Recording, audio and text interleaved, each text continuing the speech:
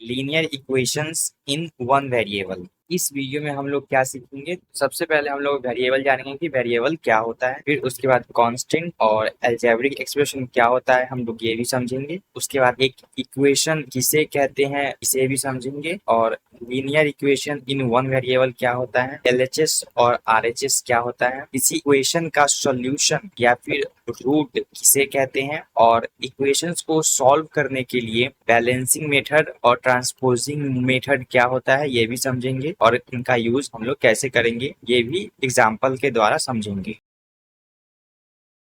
Variable English alphabet का जो letter होगा स्मॉल केस में, जैसे कि एक्स वाई जेड, इनको हम वेरिएबल्स बोलेंगे। इनका जो वैल्यू होगा वो एग्जैक्ट उस मोमेंट में हमको पता नहीं होगा। जैसे कि एग्जाम्पल में x प्लस 5 = 9 यहाँ लिखा हुआ है, इसमें ये जो x है इसकी वैल्यू, न्यूमेरिकल वैल्यू हमें नहीं पता है कि ये क्या है, इसीलिए यहाँ जो x है वो एक वेरिएबल हो जाएगा। कांस्टेंट, कांस्टेंट जो होता है उसका वैल्यू हमें पता होता है, वो एक फिक्स्ड नंबर होता है। जैसे कि यहाँ पे x प्लस 5 = 9 में यहाँ जो 5 है और 9 है ये एक फिक्स्ड नंबर है, इसका वैल्यूज हम लोग जानते हैं कि इन दोनों को हम लोग कांस्टेंट बोलेंगे। लेकिन इसमें जो x है ये 2 भी हो सकता है, 5 भी हो सकता है, 6 भी हो सकता है, कुछ भी हो सकता है, हमें इसका वैल्यू नहीं पता है, इसीलिए ये x जो है सो वेरिएबल होगा, और यहाँ 5 और 9 जो है ये कांस्टेंट होगा। अलजेब्रिक एक्सप्रेशन, अलजेब्रिक एक्सप्रेशन जो होता है वो वेरिएबल्स और कांस्टेंट का कॉम्बिनेशन होता है, और इसमें मैथमेटिकल ऑपरेटर्स भी होते हैं, प्लस माइनस मल्टीप्लिकेशन और डिवीजन का साइन, इन सभी को मिलाकर जो बनता है उसे हम लोग कहते हैं अलजेब्रिक एक्सप्रेशन। जैसे यहाँ पे 3x प्लस 7 लिखा हुआ है, तो ये एक अलजेब्रिक एक्सप्रेशन है जहाँ पे ये 7 कांस्टेंट है और ये ऑपरेटर है, एडिशन ऑपरेटर है, और ये 3x एक वेरिएबल है। तो इन तीनों से मिलकर जो बनता है उसे ही हम लोग कहते हैं अलजेब्रिक एक्सप्रेशन। इक्वेशन, दो अलजेब्रिक एक्सप्रेशन इक्वल होते हैं तो इन्हें ही हम इक्वेशन कहते हैं। जैसे यहाँ पे 3x प्लस 7 जो है वो इक्वल है 19 के, इसे हम एक इक्वेशन कहेंगे। इसमें जो 3x प्लस 7 है वो इक्वल है 19 के। एक इक्वेशन में हमेशा इक्वल का साइन होता है। Linear equation in one variable, equation क्या होता है ये तो हम लोग जानते हैं, लीनियर इक्वेशन क्या होगा। सो इक्वेशन में जो वेरिएबल होता है, जैसे कि यहाँ एक एग्जाम्पल लिखा हुआ है 2x + 3 = 11, इसमें यहाँ जो x है इसका पावर जो है वो यहाँ पे कुछ भी नहीं लिखा हुआ है, इसका मतलब उसका पावर 1 है। तो जब वेरिएबल का पावर 1 होगा और उस वेरिएबल का यूज करके इक्वेशन बनेगा तो उसे ही हम लोग कहेंगे लीनियर इक्वेशन। तो यहाँ पे जो इक्वेशन है 2x + 3 = 11, इसमें x का जो पावर है वो 1 है, इसका मतलब ये जो इक्वेशन है वो लीनियर इक्वेशन है। तो लीनियर इक्वेशन तो हम लोग समझ गए कि क्या होता है, लेकिन linear equation in one variable का मतलब क्या होगा। तो जब इक्वेशन लिखा हुआ है वो लीनियर इक्वेशन है, लेकिन यदि उसमें वेरिएबल्स यानी कि ये जो x है वो एक ही है तब उसे कहेंगे linear equation in one variable. लेकिन यदि यहाँ पे इक्वेशन यदि हो 2x + y = 7, तो इस जगह पे यहाँ पे वेरिएबल्स x और y, ये इक्वेशन लीनियर इक्वेशन तो है लेकिन ये वन वेरिएबल वाला लीनियर इक्वेशन नहीं है, इसमें टू वेरिएबल्स हो गए x और y, तो इसे हम लोग कहेंगे लीनियर इक्वेशन लेकिन इन टू वेरिएबल्स। और यहाँ जो है, यहाँ पे मैं एक और एग्जांपल दे रहा हूँ एक्सप्लेन करने के लिए। 2x + x = 7, इसमें जो वेरिएबल है वो क्या है, x, और फिर से यहाँ पे x है, इसमें x 2 बार आया है, इसका मतलब ये नहीं कि ये टू वेरिएबल वाला हो जाएगा लीनियर इक्वेशन। इसमें जो वेरिएबल है वो सिर्फ और सिर्फ x ही है, इसीलिए यह वाला इक्वेशन भी होगा linear equation in one variable. LHS, LHS का मतलब होगा लेफ्ट हैंड साइड, 2x + 3 = 11, तो इसमें ये इक्वल का साइन है, इसके पहले जो भी एक्सप्रेशन लिखा हुआ रहेगा वो हो जाएगा LHS। तो यहाँ पे 2x + 3 जो है ये हो गया LHS। RHS, right hand side, यदि इक्वेशन के इक्वल के साइन के बाद जो कुछ भी लिखा हुआ है उसे हम लोग कहेंगे RHS।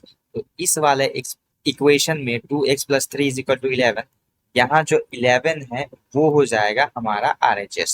Solution of an equation या फिर रूट ऑफ एन इक्वेशन किसे कहते हैं? तो एक इक्वेशन है 2x+3 = 11। इसमें x की ऐसी क्या वैल्यू है जिसके लिए ये जो इक्वेशन है वो ट्रू हो जाएगा? तो यदि x की वैल्यू यदि हम 4 ले लेते हैं, 2 इंटू 4 प्लस 3 जो कि इक्वल हो जाएगा 4 × 2 = 8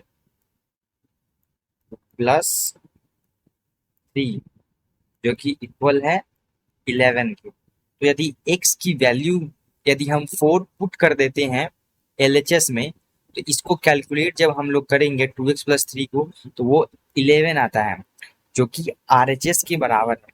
इसका मतलब x की वैल्यू यदि 4 पुट करेंगे तो LHS और RHS दोनों इक्वल हो जाएगा। तो x की वैल्यू जो 4 है, इसे ही हम लोग सॉल्यूशन या फिर रूट कहेंगे इक्वेशन का। तो एक इक्वेशन सॉल्व करने से पहले एक जरूरी बात है जो मैं बताना चाह रहा हूँ यहाँ पे, कि इसको सॉल्व कैसे करने के लिए एक अप्रोच है जो हमें फॉलो करना है। तो अगर एक इक्वेशन दिया हुआ है उसे सॉल्व करने के तरीके मैं आगे बताऊंगा इस वीडियो में, लेकिन उससे पहले हमें इस बात का ध्यान रखना है कि जो वेरिएबल है, यहाँ एक इक्वेशन है, इसमें जो 2x और x ये जो दो वेरिएबल्स हैं, तो हम वेरिएबल्स को हमेशा LHS में ही रखने की कोशिश करेंगे, 2x और x।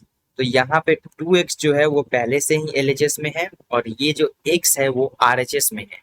तो इस x को हम कोशिश करेंगे कि ये RHS में न रहकर LHS में हो। जब भी हम सॉल्व करेंगे तो हम यही अप्रोच फॉलो करेंगे। बैलेंसिंग मेथड, लीनियर इक्वेशन को सॉल्व करने के लिए हम इस मेथड का यूज करेंगे। बैलेंसिंग मेथड जो होता है वो एग्जैक्टली एक बैलेंस की तरह काम करता है, एक तराजू की तरह काम करता है। बैलेंस जो होता है उसमें दोनों तरफ ये दोनों साइड्स जो होते हैं वो बराबर होते हैं, और इन्हें बराबर रखने के लिए यदि हम एक तरफ कुछ ऐड करते हैं तो दूसरी तरफ भी हमें कुछ ऐड करना पड़ेगा, तभी ये इसके जो साइड्स हैं वो इक्वल रहेंगे। यदि एक तरफ से हम कुछ कम करते हैं तो हमें दूसरी तरफ से भी कुछ कम करना पड़ेगा। सो बैलेंसिंग मेथड में ही हम लोग सेम काम करेंगे। इसमें जो इक्वेशन जो दिया हुआ रहेगा तो LHS और RHS जो है वो बराबर होता है, वो इक्वल होता है। तो हम लोग दोनों साइड्स LHS और RHS दोनों साइड सेम ऑपरेशंस करेंगे, सेम चीज ऐड करेंगे अगर ऐड कर रहे हैं तो, और सब्ट्रैक्ट कर रहे हैं तो सेम चीज को ही सब्ट्रैक्ट करेंगे, और यदि मल्टीप्लाई कर रहे हैं तो सेम चीज मल्टीप्लाई होगा, और यदि डिवाइड कर रहे हैं तो सेम चीज हमें डिवाइड करना पड़ेगा दोनों साइड से। तो जैसे कि यहाँ एक एग्जांपल है x+5 = 9। तो जैसे कि मैंने पहले बताया था कि इस तरफ LHS में हमें सिर्फ वेरिएबल्स को रखना है, तो यहाँ पे x जो है वो एक वेरिएबल है और जो कि LHS में है, लेकिन यहाँ पे जो 5 है वो LHS में है और ये वेरिएबल नहीं है। तो मैंने बोला कि LHS में सिर्फ वेरिएबल्स रहेंगे, तो ये जो 5 है वो LHS में नहीं रह सकता। तो यहाँ पे बैलेंसिंग मेथड में मैंने क्या बताया कि अगर एक साइड पे हम कुछ ऐड कर रहे हैं तो दूसरे साइड भी ऐड करना होगा, यदि एक साइड हम कुछ सब्ट्रैक्ट कर रहे हैं तो उसे दूसरे साइड भी हमें सब्ट्रैक्ट करना पड़ेगा। यहाँ पे जो 5 है, यदि LHS से यदि हम 5 को सब्ट्रैक्ट कर दें तो ये x है, और ये +5 जो है और -5 है, ये दोनों मिलकर 0 बन जाए, यानी कि हम लोग 5 को सब्ट्रैक्ट करेंगे दोनों साइड्स। तो LHS में x+5 है, उससे यदि -5 किया जाए LHS में सिर्फ x बचेगा, और RHS में 9 है, उसमें से यदि -5 किया जाए तो वो 4 बच जाएगा, और हमें LHS में मिल गया है x और RHS में मिल गया है 4। और किसी इक्वेशन का यही मेन गोल होता है कि उसमें हम जो वेरिएबल है x है तो x की वैल्यू को फाइंड आउट करें, और यहाँ पे हमें मिल गया है x = 4। इस वेरिएबल का जो वैल्यू है वो 4 हमें मिल चुका है, और हम एक इक्वेशन में वेरिएबल्स की वैल्यू ही फाइंड आउट करते हैं, तो यहाँ पे ये वैल्यू हमें मिल चुका है। सो बैलेंसिंग मेथड में हम लोग सिर्फ बैलेंस है उसे मेंटेन करके रखेंगे, उसे बराबर रखने की कोशिश करेंगे, और वेरिएबल्स को LHS में रखने की कोशिश करेंगे, और जो कांस्टेंट है, जो भी नंबर्स है, उसे RHS में रखने की कोशिश करेंगे, इसको बैलेंस करते हुए, और हमें जो वेरिएबल है उसकी वैल्यू मिल जाएगी। ये NCERT बुक का एक एग्जाम्पल है जिसे मैंने यहाँ लिया है। अब मैं इसे बैलेंसिंग मेथड से आपको सॉल्व करके दिखाता हूँ कैसे सॉल्व करेंगे इसे। क्वेश्चन है 2x-3 is equal to x+2। इसमें ये जो 2x है वो एक वेरिएबल है और वो पहले से ही LHS में है, तो उसे हम लोग LHS में ही रहने देंगे। लेकिन उसके बाद यहाँ पे ये जो -3 है ये LHS में है, लेकिन मुझे ये LHS में नहीं चाहिए। इसे मैं यहाँ से हटाने की कोशिश करूंगा, इसे मैं LHS से हटाने की कोशिश करूंगा। इक्वल के दूसरी तरफ यानी कि RHS में यहाँ जो x है ये RHS में है, जो कि मुझे RHS में नहीं चाहिए। इसे मैं RHS से हटाने की कोशिश करूंगा क्योंकि RHS में मुझे वेरिएबल्स नहीं चाहिए। और यहाँ 2 जो है सो कांस्टेंट है, जो कि पहले से ही RHS में, उसे RHS में ही रहना है। तो इस -3 को मैं यहाँ से हटाने की कोशिश करूंगा और RHS से जो ये x है इसको मैं हटाने की कोशिश करूंगा। पहले मैं एक बार क्वेश्चन पहले लिख लेता हूँ, 2x-3 that is equal to x+2। तो ये क्वेश्चन है, तो ये 2x ऐसे ही रहेगा। ये जो -3 है मुझे इसको हटाना है, तो इस -3 में यदि हम +3 ऐड कर दे तो वो 0 बन जाएगा। यानी कि अगर +3 मैं LHS में ऐड कर दूं तो इस तरफ से ये -3 हट जाएगा। और मैंने बताया है कि बैलेंसिंग मेथड में हम लोग यदि एक साइड पे कुछ ऐड या फिर सब्ट्रैक्ट करेंगे तो उसे दूसरी तरफ भी हमें करना पड़ेगा। तो सेम हम लोग LHS में 3 को ऐड कर रहे हैं तो उसे हमें RHS में भी करना पड़ेगा। यहाँ पे -3 और +3 इसे जब हम लोग कैलकुलेट करेंगे तो वो 0 बन जाएगा। और इस तरफ हमें 3 ऐड करना पड़ा क्योंकि हमें इसे बैलेंस रखना है हमेशा। इसको अगर मैं कैलकुलेट करूँ तो ये बन जाएगा 2x और इस तरफ ये हो जाएगा x+5। अब इस तरफ LHS में जो है वो 2x है जो कि वेरिएबल है, लेकिन RHS में यहाँ जो x है वो मुझे तो RHS में नहीं चाहिए, तो उसको हटाना पड़ेगा। इसका मतलब इस x को हटाने के लिए हम इसमें क्या ऐड या फिर सब्ट्रैक्ट कर दे कि ये x जो है सो RHS से हट जाए। यदि हम इस तरफ RHS में -x कर दें तो ये जो x है वो वहां से सब्ट्रैक्ट होने के बाद 0 बच जाएगा, तो हट सकता है। इसीलिए हम लोग दोनों तरफ क्या करेंगे, -x कर देंगे।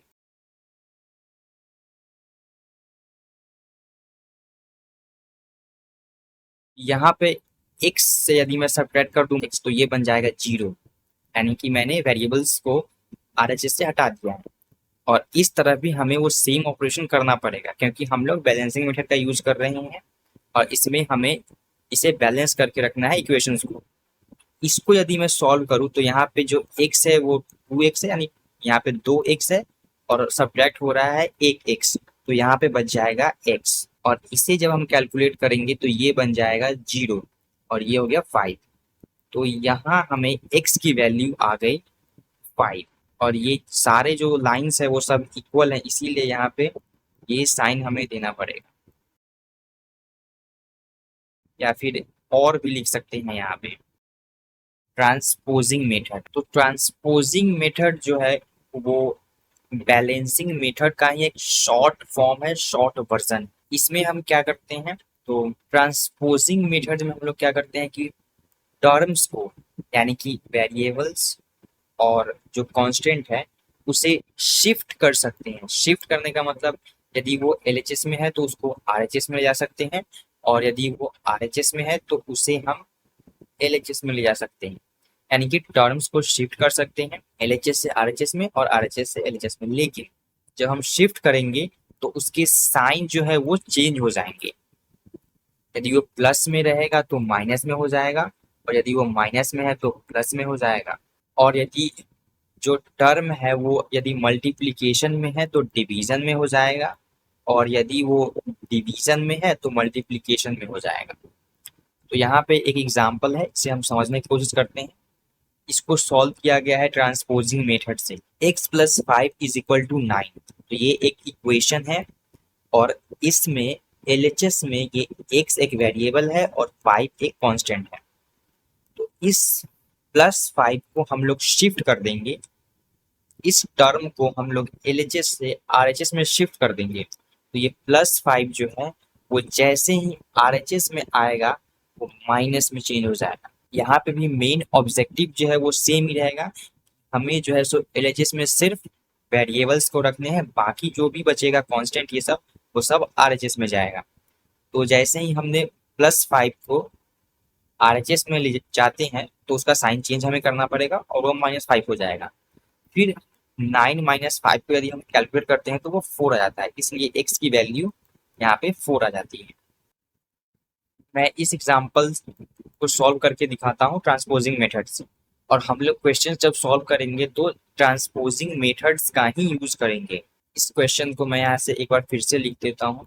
इसमें भी हम लोग सेम करेंगे, हमारा ऑब्जेक्टिव सेम होगा कि वेरिएबल्स को हमें एलएचएस में रखना है और जो भी कांस्टेंट या नंबर है उसे हम आरएचएस में रखने की कोशिश करेंगे। तो यहाँ पे 2x है, ये पहले से ही एलएचएस में है, लेकिन ये -3 जो है वो मुझे एलएचएस में नहीं चाहिए। तो इस टर्म को, इस -3 को, इस कांस्टेंट को मैं आरएचएस में शिफ्ट कर दूंगा। 2x is equal to x plus 2, और ये जो -3 है वो जैसे ही आरएचएस में आएगा उसका साइन चेंज हो जाएगा और वो +3 बन जाएगा। फिर यहाँ पे हम इसको कैलकुलेट कर लेंगे 2 + 3 को, तो ये 2 + 3 हो जाएगा x + 5। यहाँ पे ये और लिखना जरूरी है। अब ये आरएचएस में ये जो x है वो मुझे आरएचएस में नहीं बल्कि एलएचएस में चाहिए, यानी कि इसको अब मैं शिफ्ट करूंगा, इसको मैं ट्रांसपोज करूंगा। तो ये प्लस में x है, इसको मैं एलएचएस में लाऊंगा तो ये बन जाएगा -x। 2x - x होता है x, that will be equal to 5। So यहाँ से इस मेथड से भी हमें x की वैल्यू 5 मिल जाती है। एनसीईआरटी मैथ्स बुक में एग्जाम्पल 2 नंबर में ये क्वेश्चन है, इसको मैं ट्रांसपोजिंग मेथड से सॉल्व करता हूँ। पहले मैं क्वेश्चन एक बार लिख ले रहा हूँ। 5x + 7/2 is equal to 3/2x -14। तो इस इक्वेशन को देखिए, इसमें एलएचएस में ये 5x है, तो ये वेरिएबल है तो ये एलएचएस में है, तो ये इसे हम एलएचएस में रहने देंगे। लेकिन जो 7/2 है वो एक कांस्टेंट है। इस फ्रैक्शन को हम लोग ट्रांसपोज कर देंगे आरएचएस में, और यहाँ पे ये जो आरएचएस में 3/2x है ये एक वेरिएबल है और ये मुझे चाहिए एलएचएस में, तो इसको भी मैं ट्रांसपोज कर दूंगा। ये दोनों शिफ्टिंग जो है मैं अगले ही स्टेप में कर रहा हूँ।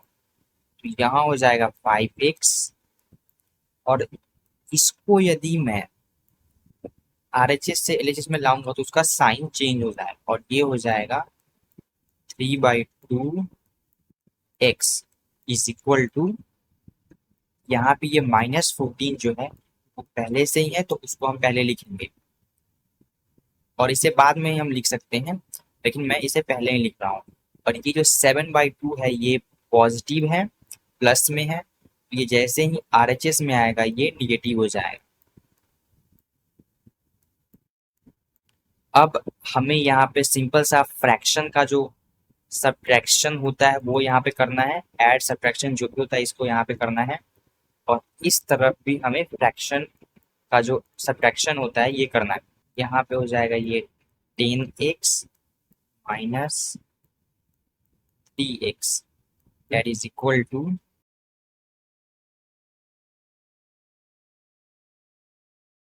अब दोनों तरफ हम सॉल्व करेंगे तो इस तरफ आ जाएगा 7x/2 और इस तरफ में मिलेगा